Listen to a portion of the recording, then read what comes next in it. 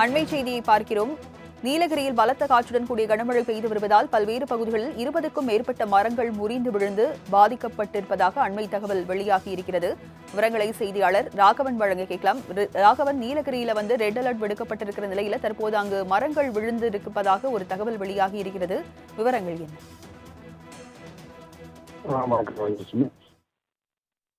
நீலகிரி மாவட்டத்தில் நேற்று இன்று மிக அதிக கனமழை பெய்யும் என நாளை மறுநாள்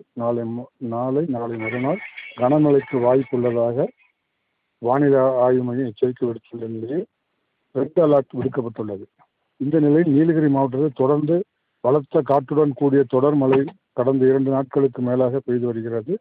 பலத்த காற்றுடன் கூடிய தொடர் மழையின் காரணமாக உதகையில் ஷில்பன் சாலையோரத்தில் நிறுத்தி வைக்கப்பட்டிருந்த இருந்த கார் மீது மரம் விழுந்து கார் சேதமடைந்தது. அதேபோல் கேத்தி காவல் நிலையம் மீதும் மரம் விழுந்து சேதமடைந்துள்ளது. அதேபோல் உதகை கூடூர் தேசிய நெடுஞ்சாலையில் அமைந்துள்ள சோலூர் ஜங்ஷன் பகுதியில் 2 மரங்கள் வேரோடு சாய்ந்து இதனால் பகுதியில் சிறிது நேரம் போக்குவரத்து பாதிக்கப்பட்டது.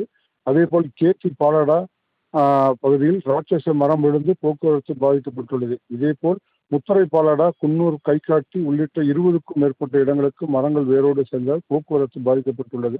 பொதுமக்கள் வெகுவாக பாதிக்கப்பட்டுள்ள நிலையில் நெடுஞ்சாலைத்துறையினர் மற்றும் தீயணைப்புத் துறையினர் மரங்களை அகற்றும் பணியில் ஈடுபட்டு வருகின்றனர்.